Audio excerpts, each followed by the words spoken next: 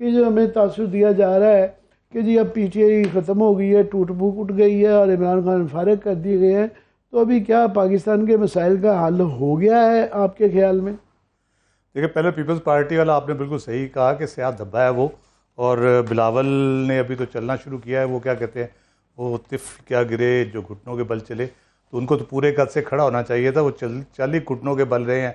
इस किस्म की सूरत हाल हो रही है, इसका सियासी बोझ पॉलिटिकल पार्टीज़ को उठाना है। ये कोई मार्शल लॉ नहीं है, जनरल मुशर्रफ या जनरल ज़िया या जनरल अयूब नहीं है इस वक्त हुकूमत में। वज़ीर आज़म शहबाज शरीफ साहब है और उनका सबसे मजबूत एलाई जो हैं फॉरेन मिनिस्टर बिलावल ज़रदारी हैं, और आसिफ ज़रदारी साहब की पूरी सपोर्ट के साथ मौजूद है।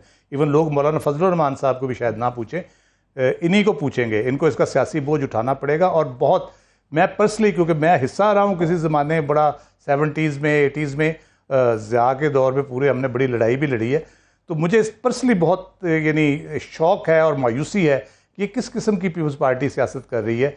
और इक़्तिदार में आने के लिए, सिर्फ इक़्तिदार में रहने के लिए, तो मेरा नहीं ख्याल कि इस तरह से कोई बहुत बड़ी क्रेडिबिलिटी उनकी बनेगी, बल्कि ख़त्म ही हो गई है। पहले देख ले, सिंध तक महदूद हो गई है, वो भी अर्बन सिंध तक, रूरल सिंध तक रह गई है, अर्बन सिंध में भी नहीं है अब तो मज़ीद अब क्या करना चाहते हैं अपने साथ। दूसरी बात जो सूरत हाल के बेहतर होने की है, मेरा नहीं ख्याल, हमें मैं दोबारा रिपीट कर देता हूँ, लोगों को शायद सवाल भूल गया होगा कि ये आज मैं देख रहा था सिंध से ख़ास तौर पे इश्तिहारात बहुत ज़्यादा चल रहे हैं, और ये इस तरह के जो सरकारी इश्तिहारात से ऐसे लगता है कि दूध और शहद की नहरें बहना शुरू हो गई हैं और वो सुहाना ख्वाब पूरा हो गया है, क्योंकि अब PTI दफन हो चुकी है और तासुर जो दिया जा रहा है, इमरान खान आउट हो चुके हुए हैं, लोग रोज़ के टूट रहे हैं, जेलों में जा रहे हैं, अदालतों में जा रहे हैं, तो ये इसके बाद से वो सुहाना ख्वाब वाकई पाकिस्तान का पूरा हो गया है। सुहाना ख्वाब तो 70 साल से दिखाया जा रहा है। सब्ज़ बाग दिखाए जाते हैं, फिर वो टूट जाता है, थोड़ा सा मामला बेहतर होते हैं, फिर ख़राब हो जाते हैं। असल में हम अगर तो आइसोलेशन में हम देख रहे हैं पाकिस्तान में, फिर तो शायद कोई किसी को बेहतरी नज़र आ रही हो कि आप आंखें बंद कर ले कबूतर की तरह, तो अलग बात है।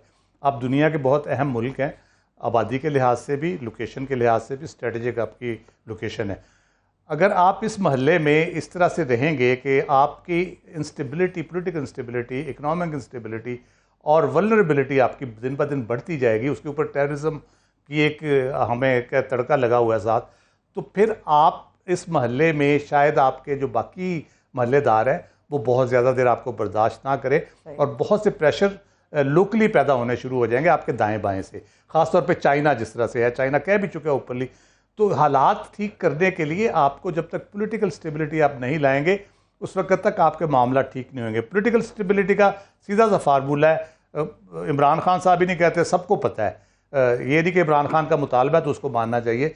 इंतखाबात जब तक आप नहीं कराएंगे, इस मुल्क में पॉलिटिकल प्रोसेस शुरू नहीं होगा, तो बाकी प्रोसेसेस नॉर्मल तरीके से नहीं चल सकेंगे।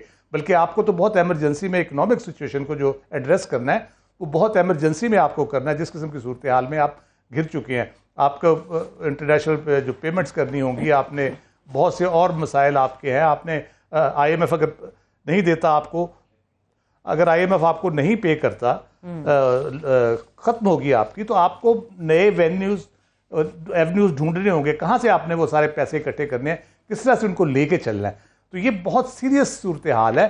जो भी इसको लाइटली ले रहा है, सिर्फ इमरान खान को ख़त्म करने के लिए अगर सारी तवानाई खर्च की जा रही है, तो बाकी मामलात के लिए तवानाई कहाँ से आएगी। बड़ी सख्त ऑब्जर्वेशंस आई हैं इस वक्त। जी, सख्त ऑब्जर्वेशंस आई हैं। उन्होंने आज थोड़ा सा अपनी जुनहाट का इजहार किया है चीफ जस्टिस साहब ने कि ये तीसरा दिन है, इलेक्शन कमीशन के जो वकील है वो लंबी खींचे जा रहे हैं। और उनका जी सुप्रीम कोर्ट रूल्स, मैं चंद ऑब्जर्वेशन सुनाता हूँ। सुप्रीम कोर्ट रूल्स आईनी इख्तियारात को कम नहीं कर सकते। उन्होंने ये कहा कि जनाब ये आप नहीं कर सकते, तो उस पर उन्होंने उनकी ऑब्जर्वेशन थी जज साहब की कि क्या 4.5 साल निगरान हुकूमत रहेगी, 6 महीने की आप कह रहे हैं कि हुकूमत राज करेगी और 4.5 साल जो है निगरान हुकूमत चलेगी। ये एक मज़ेदार था। तो बुनियादी तौर पे जो आज अदालत का ये कहना था कि पहले इलेक्शन कमीशन का ये वर्जन था कि आप हमें वसाइल और फोर्सेस दे दें तो हम इलेक्शन के लिए तैयार हैं। अब उन्होंने जो नज़र षानी की जो वैसे भी दरख्वास्त होती है उसके अंदर आप लॉ पॉइंट पे कर सकते हैं। वो अदालत उनको लॉ पॉइंट पे लाना चाह रही है, वो लॉ पॉइंट पे नहीं आ रहे। वो कह रहे हैं कि जनाब आपका इख्तियार ही नहीं है था कि आप इलेक्शन शेड्यूल देते। उन्होंने कहा जनाब आपने पहले आपका ये वर्जन नहीं था, आपने ये नहीं कहा कि इख्तियार नहीं है, ये नज़र षानी की दरख्वास्त के अंदर आप ये चीज़ लेके आ रही हैं।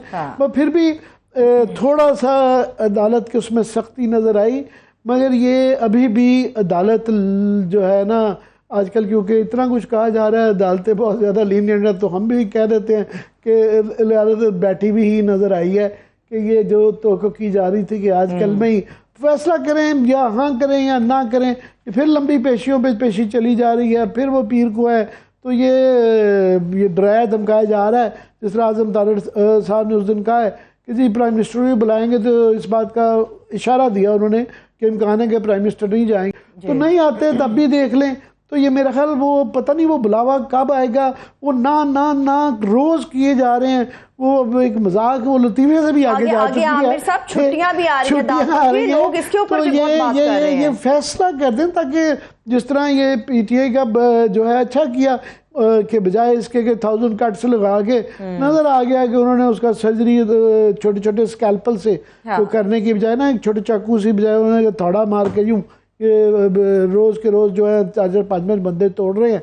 और वो ठीक है, वो देख लेते हैं इसका। तो अदालत की तरफ भी लोगों की उम्मीदें ना हों, ताकि उम्मीदें हों या ना हों, अदालत को ब्लैक एंड वाइट में इसका फैसला दे देना चाहिए, ताकि ये बेयकीनी उससे ज़्यादा नुकसान पहुंचा रही है इकोनॉमी के लिए भी। दूसरी people want to understand us, we want to understand us कि क्या हो क्या रहा है, so let's just do it. लेकिन इसके साथ साथ राव खालिद साहब, एक जो बेयकीनी की ये फिजा थी कि जी असेंबली तहलील का उनके पास राइट नहीं है, चीफ जस्टिस ऑफ पाकिस्तान ने इसको भी बड़े वाज़ेह अल्फाज में क्लियर कर दिया है कि उनके पास ये हक मौजूद होता है वज़ीर आज़म या वज़ीर आला के पास कि वो असेंबली को तहलील कर सकते हैं। और वो कहते रहे कि आज भी उन्होंने जो समाअत हुई उसमें कहा कि इलेक्शन कमीशन की तरफ से हम इंतजार कर रहे हैं कि कब इलेक्शन कमीशन की तरफ से ये कहा जाएगा कि बस अब बहुत हो गया, इलेक्शन की तरफ हमें जाना चाहिए और हर सूरत पाकिस्तान के अंदर इलेक्शन होना चाहिए।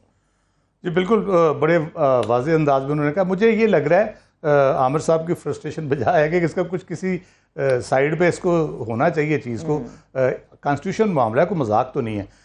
लग ये रहा है कि चीफ जस्टिस साहब भी इत्माम हुज्जत कर रहे हैं और उसमें वेट ये किया जा रहा है कि बजट आ जाए और बजट पेश हो जाए, पास हो जाए अगले 2-3 हफ्तों में, और उसके बाद फिर ये फैसला भी दे देंगे और शायद गवर्नमेंट भी उस वक्त इस पोजीशन में होगी कि वो डिज़ोल्व करके इलेक्शन की तरफ चली जाए। तो उस सूरत हाल में जो स्वाति साहब के आर्गूमेंट हैं वो इतने, मैं तो नहीं कहूँगा कि बहुत ही बुरे हैं, लेकिन इतने बेसूद किस्म के हैं कि मैं कोर्ट रिपोर्टर से बात हुई, उन्होंने कहा पीछे अटॉर्नी जनरल साहब बैठ के हंस रहे होते हैं उनकी बातें सुन सुन के, ये क्या गुफ्तगू करे। कभी कभी जज साहब भी मज़ा लेते हैं, उनको जुमलाबाजी भी कर देते हैं बीच में। तो वो इस किस्म के आर्गूमेंट्स हैं जिसमें कभी वो इधर हॉप करते हैं, कभी इधर हॉप करते हैं। जो कानूनी नुक्ता है बुनियादी कि जो आइन के तहत डिसोल्यूशन भी कॉन्स्टिट्यूशनल है, उसके दिन 90 दिन के अंदर इंतखाबात भी होने हैं, और उसके इंतखाबात ना होने के आप देखें हम किस किस्म के मुज़मरात का सामना कर रहे हैं, किस तरह से बेयकीनी दिन ब दिन बढ़ती जा रही है। मामला दिन ब दिन ख़राब से ख़राब तर होते चले जा रहे हैं। गवर्नमेंट जितने मर्जी दावे कर ले, मेरा नहीं ख्याल उनके हाथ में भी अब कुछ रह गया है। वो जिस किस्म का भी बजट देंगे उसका नतीजा जो है वो 0/0 ही निकलना है, क्योंकि उन्होंने कोशिश ये करनी है। जो IMF के हारून रशीद साहब की, अगर आपको बात हारून रशीद साहब की याद हो, पिछली दफ़ा उन्होंने कहा था कि ये बजट IMF से इसलिए नहीं जाना चाह रहे कि बजट में कोई बहुत बड़ा रिलीफ देना चाहते हैं जो IMF को नहीं देने देगा। जी बिल्कुल। तो इसलिए ये उस किस्म की कोई हरकतें करेंगे जिससे मजीद इकॉनमी का बेड़ा गर्क होगा, ताकि वोट बैंक अपना बेहतर किया जा सके। मेरा नहीं ख्याल लोगों की जो हालत है किसी भी कंपनसेशन से उन पर फ़र्क पड़ेगा। जी।